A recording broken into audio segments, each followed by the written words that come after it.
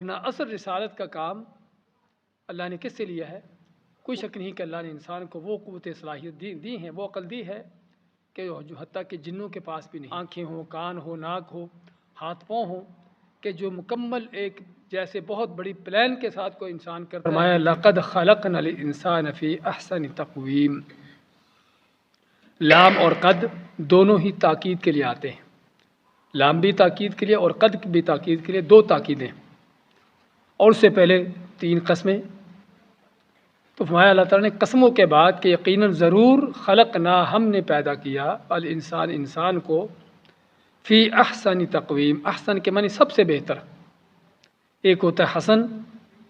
اچھا اور ایک ہوتا ہے احسن جو سب سے اچھا۔ تقویم کے معنی ڈھانچہ بھی، شکل و صورت بھی، اور کوئی شک نہیں کہ انسان اپنی شکل و صورت کے لحاظ سے، اپنے ڈھانچے کے لحاظ سے بھی جو ہمارے سامنے دیکھی جانے والی مخلوقات میں ان میں سب سے افضل ہے۔ جانوروں کو دیکھیے کہ ان کو پانی پینے کے لیے، چارہ کھانے کے لیے منہ نیچے کرنا پڑتا ہے، سمجھے نا، ان کے سر جھکے ہوتے ہیں اور چار پاؤں پر چلنا ہوتا ہے، اور اس انداز سے، جبکہ انسان کو اللہ نے سیدھا کھڑا کر دیا اور اس کے اعضاء کو اس انداز سے مرتب کیا، اس انداز سے اس کے اعضاء، آنکھیں ہوں، کان ہو، ناک ہو، ہاتھ پاؤں ہوں، کہ جو مکمل ایک جیسے بہت بڑی پلان کے ساتھ کوئی انسان کرتا ہے کوئی چیز، رب کائنات نے اس انسان کے اس انداز سے اس کی شکل و صورت بنائی، اس کا ڈھانچہ بنایا۔ اور تقویم کے اندر ڈھانچہ بھی ہے، شکل و صورت بھی ہے، خوبصورتی بھی انسان کی، کوئی شک نہیں۔ اور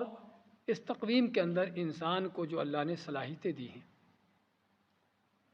سوچ و فکر کی، عقل کی، کہ وہ صلاحیتیں کہ جو دیکھی جانے والی مخلوقات میں سب سے بڑھ کر ہیں،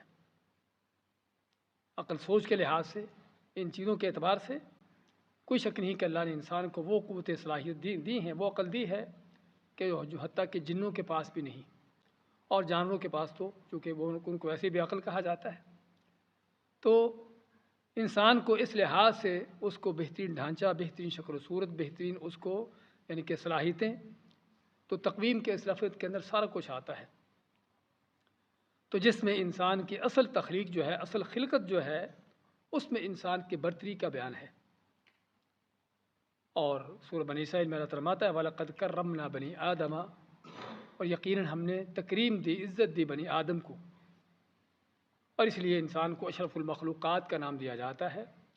کہ مخلوقات میں سب سے اشرف ہے اپنی تخلیق کے اعتبار سے، اور خصوصاً وہ مخلوقات جو ہمیں دیکھی جانے والی ہماری۔ تو یہ ہے انسان کی اصل تخلیق۔ اب اصل تخلیق اس کا ہاں تیسری چیز، اس کا مقام، اس کی صلاحیتیں، اس کے جسمانی طور پر بھی، اور تیسری جو چیز ہے جو اس کو مقام دیا ہے، مقام کے لحاظ سے بھی اللہ نے رسالت نبوت کا سلسلہ جنوں کے اندر نہیں چلایا، کسی اور مخلوق کے اندر نہیں ہے۔ ہاں فرشتوں میں اگر کوئی اللہ کی طرف سے پیغام نبیوں تک پہنچانے والا ہے تو الگ بات ہے، ورنہ اصل رسالت کا کام اللہ نے کس سے لیا ہے؟ وہ انسانوں سے لیا ہے۔ اور اللہ تعالیٰ فرماتا ہے اللہ اعلم حیث یجعل رسالتہ، کہ اللہ تعالیٰ بہتر جانتا ہے کہ اس نے رسالت کا مقام کس کو دینا ہے، یعنی یہ عظیم مقام ہے کہ جس کے لیے اللہ تعالیٰ نے انسانوں کو چنا۔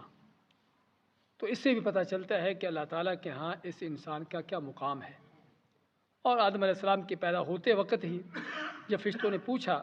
کہ اس کو پیدا کرنے کا مقصد کیا ہے، تو اللہ نے فرمایا کہ انی اعلم ما لا تعلمون، کہ میں وہ کچھ جانتا ہوں اس آدم کے بارے میں کہ جو تم نہیں جانتے، یعنی ان سے وہ کام لینے والا ہوں جو حتیٰ کہ فرشتوں سے بھی نہیں لیا۔ اللہ کے دین کا قائم کرنا اس زمین پر، دین کی دعوت دینا اور دین کے غلبے کا کام اللہ نے فرشتوں سے نہیں لیا، جنوں سے نہیں لیا، کسی اور مخلوق سے نہیں لیا، وہ اسی انسان سے لیا ہے۔ انی جاعل فی الارض خلیفہ، کہ میں بنانے والا ہوں زمین میں جانشین، جو ایک دوسرے کے جانشین ہوں گے، اللہ کے احکام کو نافذ کرنے کے لیے، اللہ تعالیٰ کا، اللہ کے حکم پر چلیں گے۔ تو یہ ہے انسان کا مقام۔ تو اپنے مقام کے لحاظ سے، اپنی شکل و صورت کے لحاظ سے، اپنی کیفیت ڈھانچے کے لحاظ سے، ہر لحاظ سے انسان کو اللہ نے احسن تقویم دی ہے۔ اب ہوتا کیا ہے؟ ہوتا آگے یہ ہے کہ اس احسن تقویم پر کوئی قائم رہتے ہیں کو اس کا پاس کرتے ہیں اور اس کے مطابق چلتے ہیں، اور کچھ اس سے گر جاتے ہیں۔